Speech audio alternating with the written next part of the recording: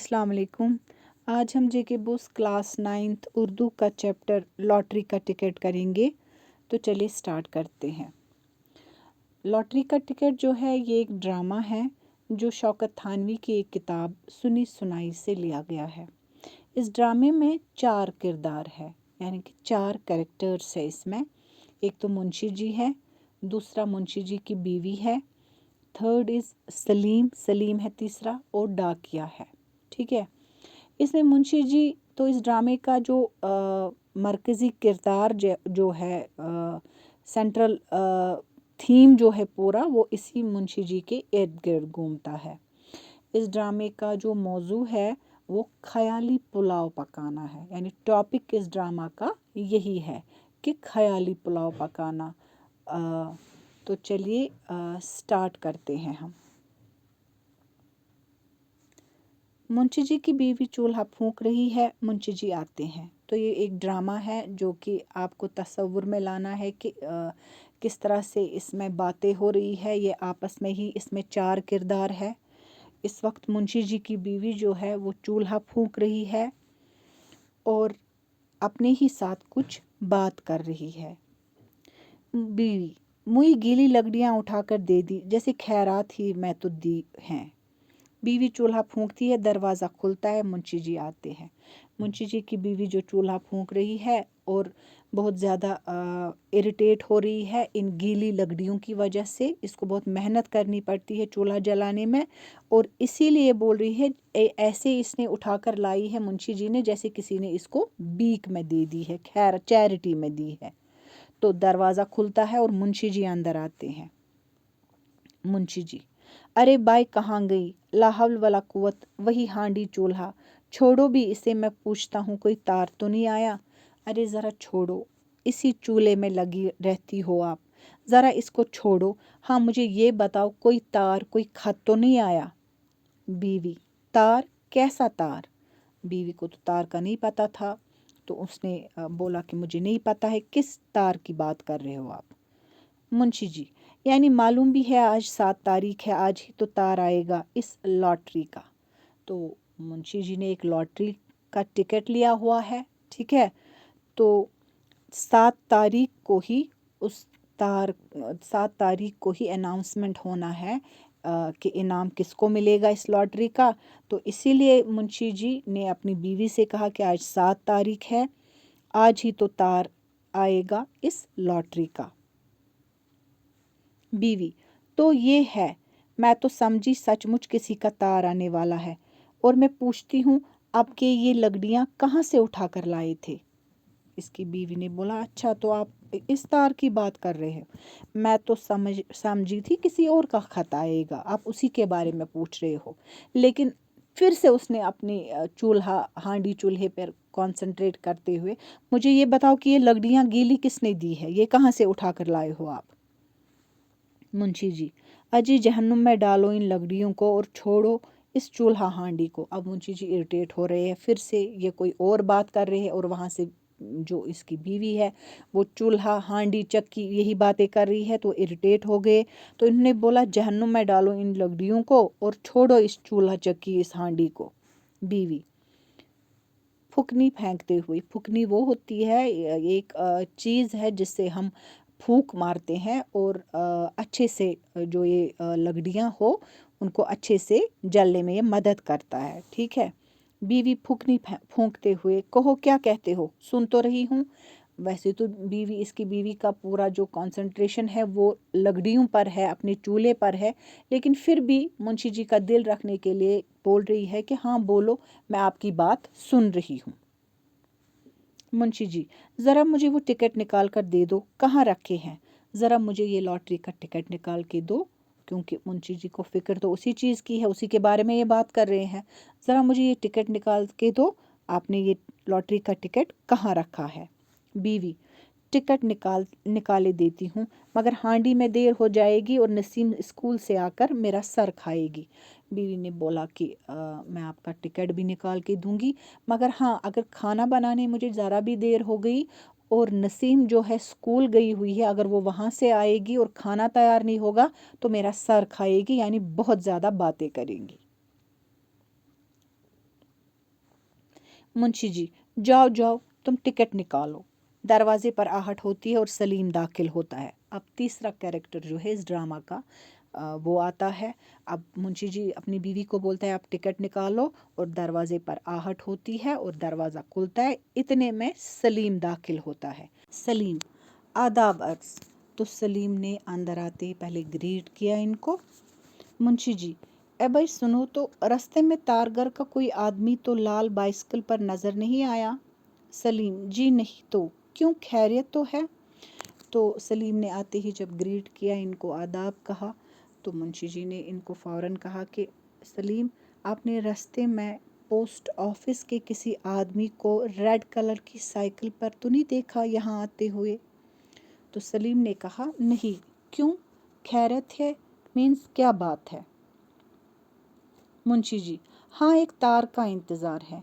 मियाँ, ये तुमने जर्द बाग के चौराहे के करीब लाल रंग की 2 मंजिला कोठी देखी है? तो मुंशी जी यहाँ से कह रहे हैं कि हाँ, मुझे एक तार, एक खत का इंतज़ार है। अच्छा ये छोड़ो, मुझे ये बोलो कि तुमने 4 वे वहाँ पर है, वहाँ पर एक रेड कलर की 2 स्टोरी वाली कोठी, बड़ा मकान जो है, वो देखा है तुमने? तो सलीम ने कहा जी हाँ, वो कोठी जो आजकल बिक रही है। अच्छा, वो कोठी जो आजकल सेल हो रही है, आप उसी की बात कर रहे हैं? मुंशी जी, हाँ हाँ वही। कैसी है वो, क्या राय है तुम्हारी अगर मैं इसको ले लूँ? सलीम, आप? तो मुंशी जी ने कहा हाँ बिल्कुल, वो उसी कोठी के बारे में बात कर रहा हूँ। अच्छा, तुम्हारा क्या क्या तुम्हारी राय क्या है कि अगर मैं इसको खरीद लूँ? तो सलीम ने बोला आप? ठीक है, बड़ी सीरियस हो गए वो ये सुनकर। मुंशी जी, हाँ और क्या, मेरा ख्याल है ले लूं, पड़ी रहेगी। तो मुंशी जी ने बोला, यहाँ से सलीम को जवाब दिया, हाँ और नहीं तो क्या, मैं बोल रहा हूँ मैं इसको खरीदूं और फिर यूं ही पड़ी रहेगी, मीन्स खरीद कर ले रखूं। बीवी आती है। अब मुंशी जी की बीवी आ रही है। सलीम, आदाब अर्ज बाबी। तो सलीम ने अपनी बाबी को भी, ये जो मुंशी जी की बीवी उसकी बावी है, तो उसको भी ग्रीट किया आदाब कहकर। बीवी, जीते रहो, अच्छा तो हो, मुंशी जी से लो ये टिकट संभालो, अच्छे तो हो? अच्छा। तो बीवी ने सलीम से वापस में कहा कि जीते रहो, आप ठीक हो, अच्छे से हो। मुंशी जी को ये टिकट हाथ में देती है और बोलती है ले लो, ये संभालो अब अपना टिकट, लॉटरी का टिकट। मुंशी जी, हाँ यही है। तो मियाँ सलीम वैसे तो बुरी नहीं है, वो इसके 40,000 मांगते हैं और ख्याल है कि 35,000 तक दे देंगे। तो मुंशी जी ने बीवी से ये लॉटरी का टिकट हाथ में रखा और यहाँ से बात सलीम के साथ करने लगा कि हाँ, मुझे ये बोलो कि वो कोठी जो है, जो लाल रंग की 2 मंजिला कोठी की बात मैंने की, वो बुरी नहीं है, ठीक है? तो 40,000 की बोल रहे हैं, 35,000 तक दे देंगे हमें, बेचेंगे। 40,000 के मांग रहे हैं, 40,000 उसका, लेकिन ख्याल है कि 35,000 तक दे देंगे। बीवी, क्या चीज़? अब बीवी ने भी सुना ये हज़ारों की बातें, तो उसने बोला क्या चीज़? 40,000, 35,000 में देंगे। तो मुंशी जी ने बोला भाई आज एक कोठी देखी है, अच्छी खासी है, बजाय इसके कि ज़मीन खरीदी जाए फिर इस पर इमारत बने, मेरे ख्याल में तो ये अगर ये कोठी मिल जाए तो सबसे अच्छा है। बीवी, तो कौन ले रहा है वो कोठी?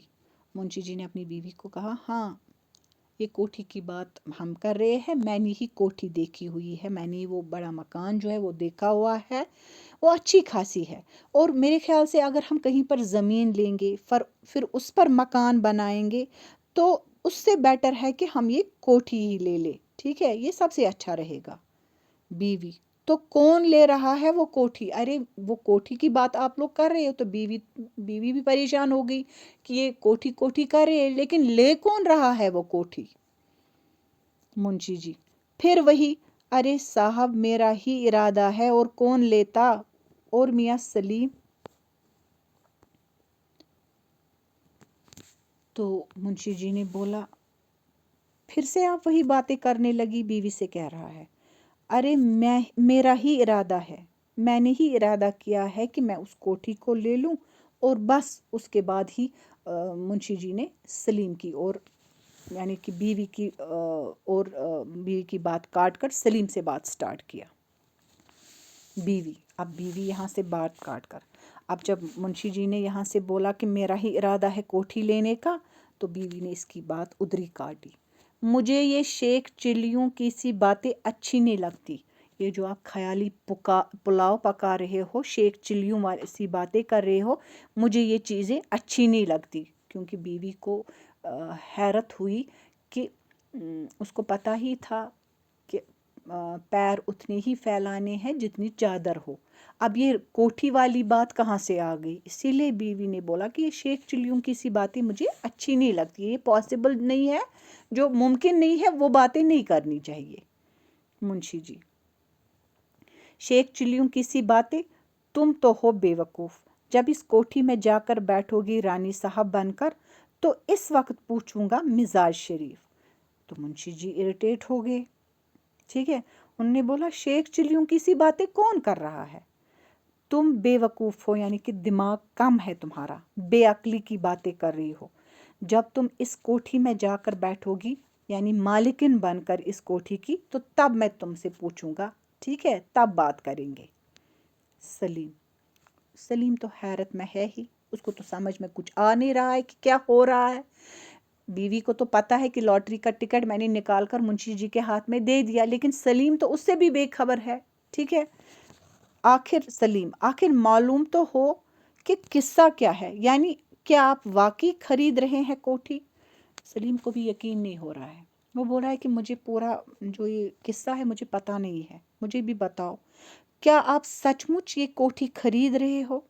मुंशी जी, हाँ भाई, ख्याल तो है मेरा, आज एक हफ्ते से इसी चक्कर में था। हाँ भाई, मुंशी जी बोल रहा है बड़े आराम से, हाँ भाई, मेरा ख्याल यही है, और पूरे एक हफ्ते से, पूरे एक वीक से मैं इसके चक्कर काट रहा हूँ, इसी काम में लगा हुआ हूँ। बीवी बात काट कर, सलीम ज़रा इनसे पहले ये तो पूछो कि रुपया कहाँ से है, रुपया कहाँ है? तो बीवी ने यहाँ पर बहुत अच्छी बात की। उन्होंने बोला कि सलीम, अब तो ये बोल रहे हैं कि लाल कोठी खरीदनी है, लेकिन इनसे अब ये बोलो, ये पूछो इनसे कि पैसा कहाँ है, रुपया कहाँ से आएगा? ठीक है। मुंशी जी, फिर वही, अरे भाई, रुपये की क्या बात है यहाँ, मगर मैं पूछता हूँ कि अगर इस वक्त एकदम से छप्पर फट पड़े तो आखिर क्या होगा? हम तो अपने इंतज़ाम से रहे। मुंशी जी अपनी बीवी की बात को फिर से, जब उसने बोला इस पैसे की बात को बीच में लाया, तो मुंशी जी ने बोला फिर वही, फिर से आप स्टार्ट हो गई, वही पैसा पैसा लेकर बैठ गई। अरे भाई, रुपये की क्या बात है यहाँ? मैं पूछता हूँ कि अगर ऐसा मौजज़ा, ऐसा मिरेकल हो जाए कि छप्पर फट पड़े, तो आखिर क्या होगा? तो अपने इंतज़ाम से रहे ना, यानी कि हमें इंतज़ाम करना होगा, हमें तो पता ही नहीं चलेगा कि तब हम करेंगे क्या। सलीम, आखिर ये मौमा क्या है? मैं तो खुद हैरान हूँ। सलीम बहुत ज़्यादा हैरान हो गए इन बातों से। ये जो बीवी भी बोल रही है और जो मुंशी जी भी बोल रहे हैं, आपस में बातें कर रहे हैं, इसकी वजह से सलीम जो है, उनको ये जो पहेली बन गई अब, ठीक है, वो खुद हैरान रह गए। बीवी, अच्छा तुम ख्याली पुलाव पकाते जाओ, मगर मैं तो हांडी देखूं। अब बीवी के दिमाग से हांडी चूल्हा तो बेचारी को पता ही था, वही करना है ना, तो वो उसी में लगी हुई है। तो उसने अपने मुंशी जी अपने शौहर से कहा कि तुम ये ख्याली पुलाव जो हो पकाते जाओ, कि कोठी लेनी है, छप्पड़ फाड़ कर पैसा आएगा, वो होगा, तुम ये करते रहो, मैं तो अपनी हांडी देखूंगी। मुंशी जी, जाओ, मेरा क्या है, मगर बाद में तुम ही कहोगी कि किसी सलाह मशवरे में शरीक नहीं किया। ठीक है, तुम जाना चाहती हो तो जाओ, लेकिन बाद में ये नहीं कहना कि आप लोगों ने खुद ही मशवरा किया, खुद ही तय किया कि हमने ये लिया वो लिया। मुझे किसी मशवरे में आपने शामिल, किसी बात में मुझसे मशवरा ही नहीं किया।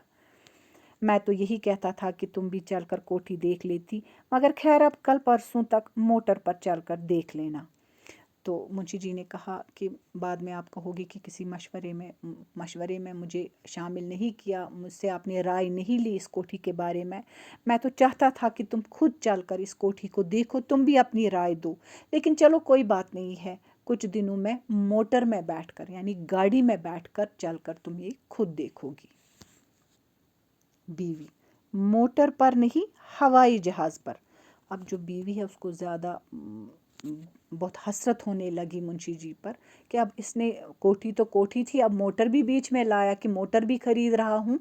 ठीक है, तो बीवी ने बड़े सरकास्टिक अंदाज में बोला कि मोटर में नहीं, हवाई जहाज यानी गाड़ी में नहीं, हम तो हवाई जहाज में बैठ कर जाएंगे।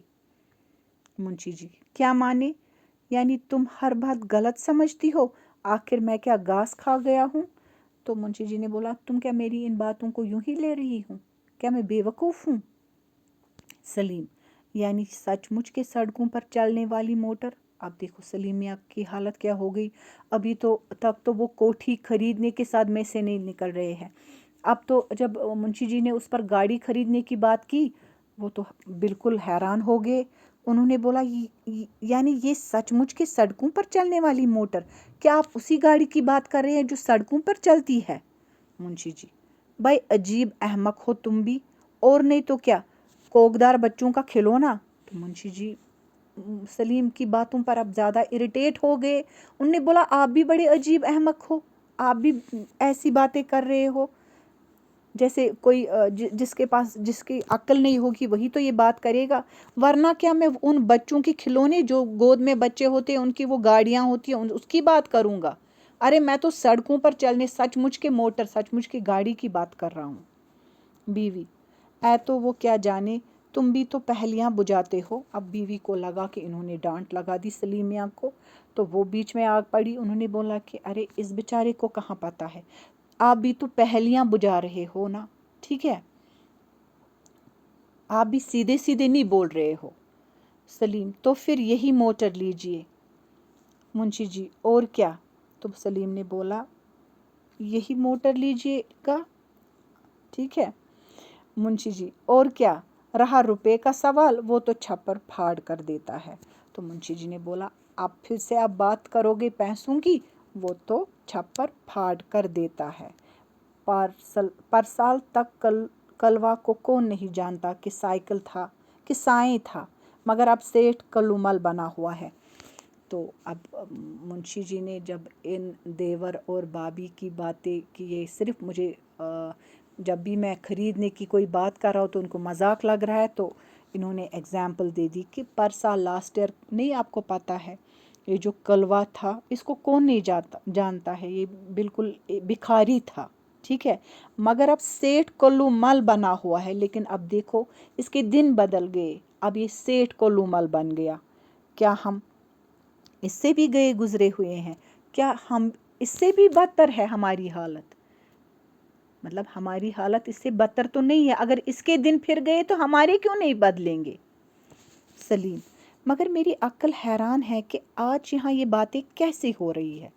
सलीम ने मुंशी जी से बोला कि वो तो सब ठीक है, मगर आज मैं हैरान हूँ हमारे यहाँ आज ये बातें क्यों हो रही है। मुंशी जी, फिर वही, अरे साहब मैं पूछता हूँ कि क्या नामुमकिन है और क्या ये हो ही नहीं सकता कि कलवा साई की तरह मेरी हालत भी बदल जाए? तो मुंशी जी ने सलीम से कहा, आप क्यों हैरान हो रहे हो? क्या ये पॉसिबल नहीं कि इस कलवा की तरह ये जो भिखारी जैसा था, इसके दिन बदल गए, इसके हालात बदल गए? क्या ये पॉसिबल नहीं है कि हमारे भी दिन बदल जाए, हमारे भी हालात बदल जाए? सलीम, मगर आज आपको ये ख्याल कैसे आया? सलीम ने बोला, वो सब तो ठीक है, लेकिन मेरी समझ में ये नहीं आ रहा है कि ये ख्याल आज आपको क्यों आ रहा है कि हमारे हालात भी बदल जाएंगे, हमारे दिन भी बदल जाएंगे, उसी तरह से जिस तरह से कलवा के बदल गए। आपको ये ख्याल आज कैसे आया? मुंशी जी, भाई बात यह है कि अब के मैंने भी लॉटरी का टिकट लिया है। मुंशी जी, अब यहाँ पर सस्पेंस को ख़त्म कर रहे हैं जो अभी तक बना के रखा था सलीम के साथ, ठीक है। तो उन्होंने बोला, बात ये है कि मैंने भी एक लॉटरी का टिकट लिया हुआ है। सलीम, लॉटरी का टिकट? कह लगाता है। अब सलीम की समझ में आया, अच्छा तो अभी तक ये जो बोल रहे थे कोठी गाड़ी बंगला वगैरह, तो ये लॉटरी के टिकट की बिना पर बोल रहे थे। तो अब तो इनकी हंसी रुके से नहीं रुक रही है। मुंशी जी, यानी तुम भी हंस रहे हो? खुदा करे अभी थोड़ी देर में मुझको तुम दोनों देवर बावज पर हंसना पड़े। मेरी समझ में नहीं आता कि आखिर इस में हंसने की कौन सी बात है। तो मुंशी जी ने जब देखा कि सलीम और उसकी बीवी दोनों अब हंस रहे हैं मुझ पर, बीवी भी बहुत ताने कस रही है, ठीक है, तो उन्होंने बोला तुम भी अब हंसने लगे मुझ पर? खुदा करे कि ऐसा हो कि मुझे अब तुम दोनों यानी देवर और भाभी तुम दोनों पर यहीं से हंसना, मैं तुम दोनों पर हंसूं। क्यों अल्लाह अब ऐसा करना चाहिए। मेरी समझ में नहीं आता आखिर तुम किस बात पर हंस रहे हो। सलीम, भाई साहब हंसने की वजह यह है कि ये सब कुछ हवाई मंसूबे हैं गोया। तो सलीम ने सीधे बोला कि भाई साहब मुझे ये लग रहा है कि ये बातें हैं ये सब हवा में है, यानी कि ज़मीन पर रहकर इनका पॉसिबल होना नामुमकिन है। ठीक है मुंशी जी, मियाँ दुनिया उम्मीद पर कायम है। तुम चले हो वहाँ से मंसूबा लेकर, और जो इसी बहाने से मेरी किस्मत जाग उठे तो। अब मुंशी जी थोड़ा सीरियस हो गए इनकी बातों को लेकर, इनके हंसने पर। तो उन्होंने बोला कि दुनिया उम्मीद पर कायम है, यानी हम रात को सोते हैं, हमें ये नहीं पता है कि हम सुबह उठेंगे भी कि नहीं, लेकिन हम दूसरे अगले दिन के बहुत सारे प्लान्स बना के रखते हैं कि सुबह उठकर मुझे ये करना है, सुबह उठकर मुझे वो करना है, सुबह उठकर मुझे वहाँ जाना है, जबकि हमें पता ही नहीं होता है सोकर हम उठेंगे भी कि नहीं। लेकिन ये क्या चीज़ है कि हम ये प्लान्स बनाते हैं अगले दिन की, ये उम्मीद है। तो मुंशी जी बहुत सीरियस हो गए। तो उन्होंने बोला कि ये दुनिया है ये उम्मीद पर कायम है, तो मैंने भी ये उम्मीद पाली है और थोड़े से प्लान्स बनाए, हो सकता है मेरी किस्मत भी जाग उठे। बीवी, तो ये कौन कहता है, मगर तुम इस तरह की बातें कर रहे हो कि जैसे दौलत मिल ही तो गई है। अरे नहीं, बीवी को लगा कि मुंशी जी थोड़ा दिल से लगाई इन्होंने हमारी हंसी, हमारी बातें, हमारा मजाक उड़ाना। तो उन्होंने बोला आपसे ये कौन कह रहा है कि ये नहीं होना चाहिए, आपको कोठी नहीं खरीदनी चाहिए, ठीक है, मोटर नहीं खरीदनी चाहिए, मगर आप इस तरह से बात कर रहे हो कि जैसे लॉटरी का टिकट हमें मिल गया है, उसके पैसे, उसका इनाम हमें मिल गया है, पैसे हमारे पास है, दौलत हमें मिल गई है, और तब जाकर हमें ये बातें करनी चाहिए। मुंशी जी, किस तरह की बातें? अगर मैं कुछ मालूमात हासिल कर रहा हूँ ताकि ज़रूरत के वक्त बिल्कुल कोरा साबित न हूँ, तो ये भी गोया हमाकत है ना। तो मुंशी जी ने अपनी बीवी को जवाब दिया कि किस तरह की बातें? अगर मैं कुछ इंफॉर्मेशन रख रहा हूँ अपने पास, या अगर लॉटरी का टिकट, उसका इनाम मुझे मिलता है, दौलत मुझे मिली, तो उस वक्त मेरी समझ में एट अ टाइम नहीं आएगा कि मैं क्या क्या करूँ, ठीक है। अगर अब मैं कुछ प्लान्स बना रहा हूँ तो इसमें हर्ज ही क्या है। सलीम, भाई साहब खुदा करे कि आपके आप ही को इनाम मिल जाए, मगर लॉटरी के इनाम की उम्मीद पर इस तरह इंतज़ाम करते हुए मैंने आप ही को देखा है। तो सलीम ने भी यहाँ पर भाई साहब अपने भाई को दिलासा देते हुए कहा कि इस बार खुदा करे कि ये जो लॉटरी का इनाम है, इस टिकट का जो इनाम है, ये जो पैसे हैं, ये दौलत जो है इस बार का, ये आप ही को मिलना चाहिए, खुदा करे कि ऐसा ही हो। लेकिन इस उम्मीद पर कि लॉटरी के टिकट का पैसा मुझे ही मिलेगा, सिर्फ उम्मीद है, इस उम्मीद पर फिर इतने इंतज़ाम करना कि मैं फ़लानी कोठी ख़रीदूँ, ये ऐसा कि जैसे ख़रीदी है, या मोटर ख़रीदूँगा, ठीक है, या फिर मोटर में बैठकर हम जाएंगे, इस तरह के प्लान्स बनाते हुए मैंने आपको देखा है, सिर्फ उम्मीद पर, क्योंकि दौलत तो अभी तक मिली नहीं है। मुंशी जी, इंतज़ाम तो मैंने आखिर कौन सा इंतज़ाम किया है? यही ना कि कोठी अपनी नज़र में है और मोटर के लिए फ़ैसला लिया है। आप हैं साहबजादे, आपको इंतज़ाम नहीं, इसको इंतज़ाम नहीं दूरअंदेशी कहते हैं। मेरे जहन में इनाम पाने के बाद की तमाम स्कीम मौजूद है, ताकि इस वक्त कुछ सोचना ना पड़े। तो मुंशी जी ने कहा कौन सा इंतज़ाम किया मैंने? यही ना कि ये जो लाल रंग की कोठी है इसको मैंने अपनी नज़र में रखा है, और मैंने उस वक्त ये फ़ैसला लिया है, मैंने ये डिसीजन लिया कि पैसा आएगा और ये मोटर ख़रीदूँगा, मैं गाड़ी ख़रीदूँगा। तो ये कौन सा इंतज़ाम हुआ? ठीक है, आप साहबजादे हैं, छोटे भाई को भी साहबजादा ही कहते हैं, बेटा ही कहते हैं, बेटा ही माना जाता है। तो इसको इंतज़ाम नहीं दूर अंदेशी कहते हैं, यानी कि दूर की नज़र मीन्स आगे के प्लान्स जो हम बना के रखते हैं फ्यूचर के लिए, तो इसको ये कहते हैं। इसको इंतज़ाम कहाँ कहेंगे? मेरे जहन में इनाम पाने के बाद की तमाम स्कीम मौजूद है और मेरे दिमाग में बहुत सारी जो स्कीम है वो मौजूद है कि जब इनाम मिलेगा तो उस वक्त मैं क्या क्या करूँगा, ताकि एट अ टाइम जो पैसा मेरे हाथ में आए मुझे कुछ सोचना ना पड़े। सलीम: तो ये कहिए कि आप इसके अलावा भी कुछ सोच चुके हैं। सलीम को अब इसने बोला कि सारी स्कीम मेरे दिमाग में है, मुंशी जी ने कहा। तो सलीम ने बोला कि तो क्या आपके दिमाग में और भी कुछ है? मुंशी जी: नहीं, खैर सोच वोच तो मैं नहीं चुका हूँ। हाँ, मैंने कुछ खास सोचा नहीं है, मगर हाँ ये है कि अगर इस वक्त एकदम से लखपति बन जाऊं तो मुझको लखपति बनने की तालीम किसी से हासिल न करना पड़े। हाँ, इतना तो मैंने सोच के रखा है कि अगर मैं एट अ टाइम एकदम से लखपति बन जाऊं, ठीक है, ये लॉटरी का टिकट, इसका इनाम मुझे एट अ टाइम जो ये पैसा है वो मुझे मिले, तो मुझे उस वक्त सोचना ना पड़े। ठीक है, वो तालीम मुझे पहले से हो, मेरे दिमाग में वो सारी जो स्कीम है वो सब चीज़ें पहले से तय हो कि मुझे करना क्या है एक लखपति की तरह। मसलन मैं जानता हूँ कि एक लखपति के लड़के को म्यूनसिपलिटी के मकतब में नहीं बल्कि एक अंग्रेज़ी स्कूल में पढ़ना चाहिए, जहाँ एक बच्चे की पढ़ाई का खर्चा 100 रुपये महीना होता है और इसके यहाँ कम अज़ कम 50 रुपये का बावर्ची होना चाहिए।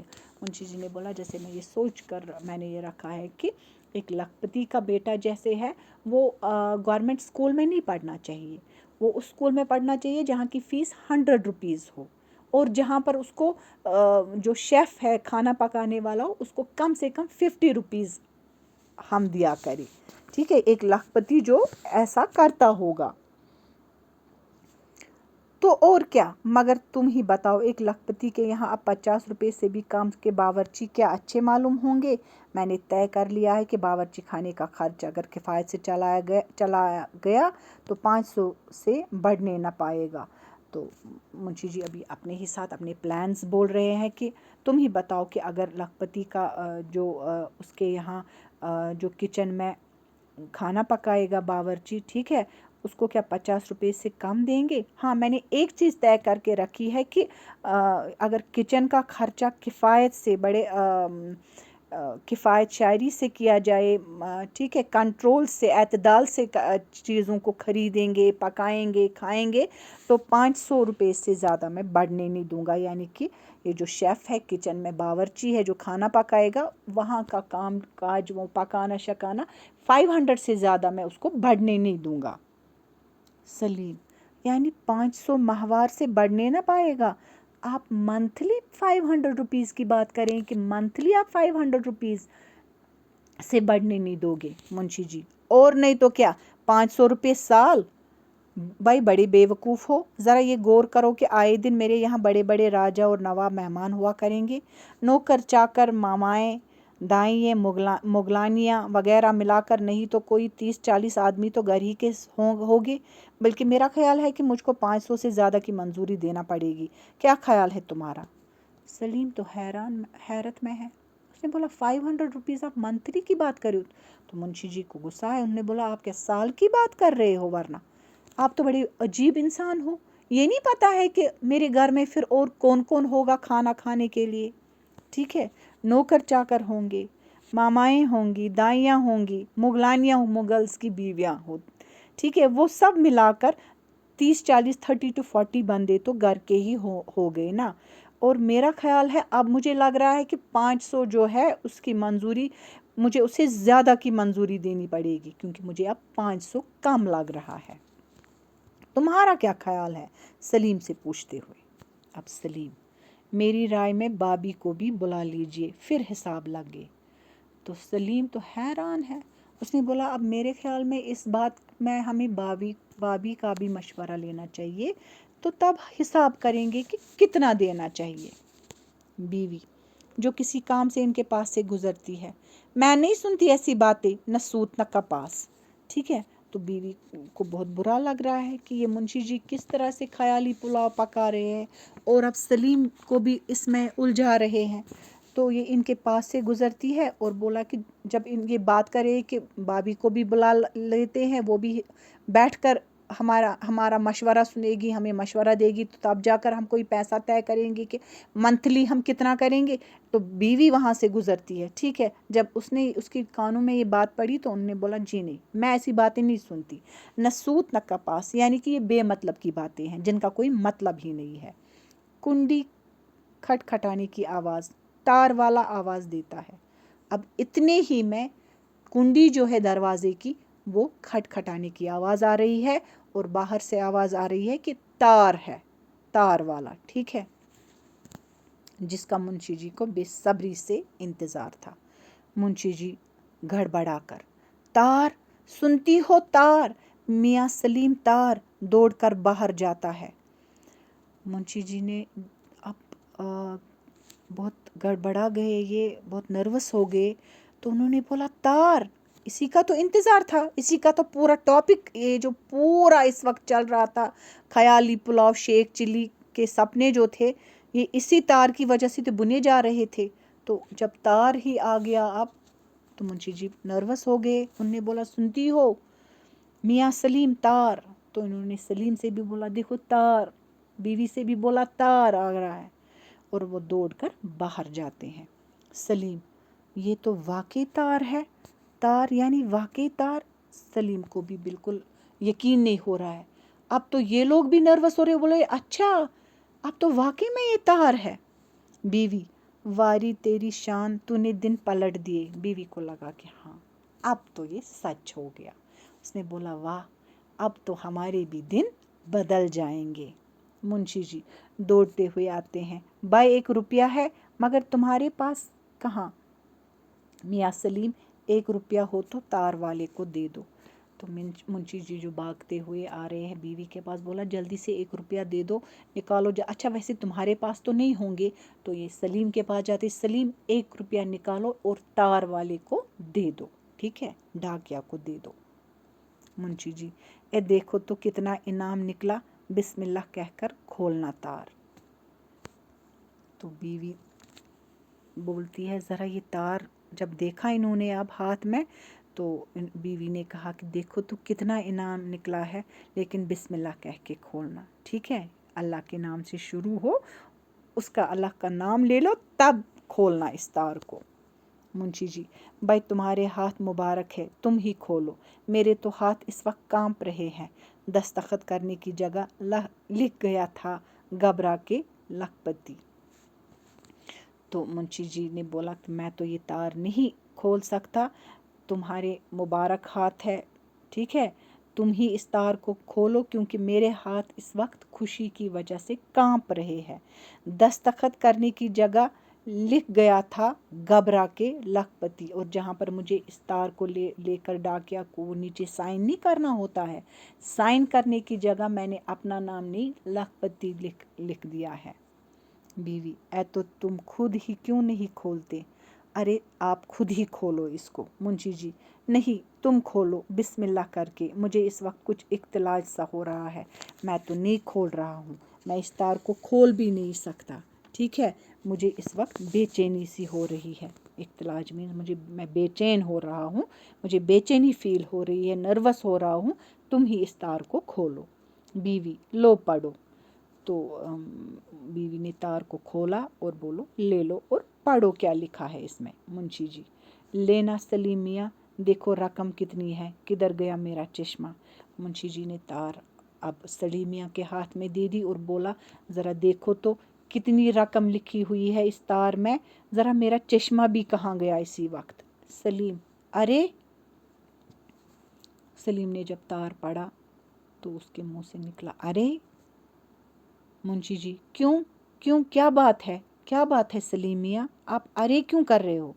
सलीम, महमूद बाई का तार है, कल शाम भाभी जान ने इंतकाल फरमाया।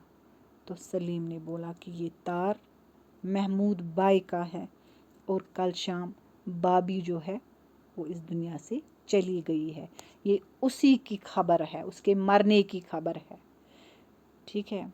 मुंशी जी बराई हुई आवाज़ में, गौर से पढ़ो सलीम, अब मुंशी जो है वो घबरा गए, उनका दिल भी भर आया, उनकी आवाज़ भी लड़खड़ाने लगी।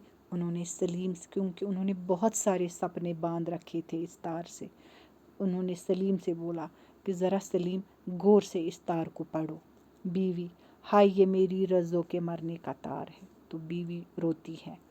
यहाँ से बीवी ने चिल्लाना शुरू किया, रोना धोना शुरू किया कि हाय ये मेरी रज़ों के मरने का तार है। ठीक है सलीम, भाभी जान सब्र कीजिए। अब सलीम जो है वो अपनी भाभी को दिलासा देते हैं कि आप सब्र करो, इस तरह से रो मत। तो उसको सब्र सब्र और दिलासा दे रहा है। मुंशी जी, लोगों मैं अपने दिल को कैसे समझाऊं, अरे मुझे पकड़ो, गिर पड़ता है। और मुंशी जी को जो ये तार जिसका इंतज़ार था, उसके बदले कोई और ही तार आ गया। तो मुंशी जी के सपने एकदम से चूर हो गए, ठीक है, टूट गए। तो वो बोल रहा है कि लोगों मैं अपने दिल को अब कैसे समझाऊं, कैसे मैं ये यकीन करूं कि ये लॉटरी के टिकट का तार, जो इनाम का तार नहीं आया, और इसी के साथ वो गिर पड़ता है, बोलता है अरे मुझे पकड़ो। तो ये रहा हमारा लॉटरी का टिकट। ठीक है, यहाँ पर ख़त्म होता है। अस्सलाम वालेकुम।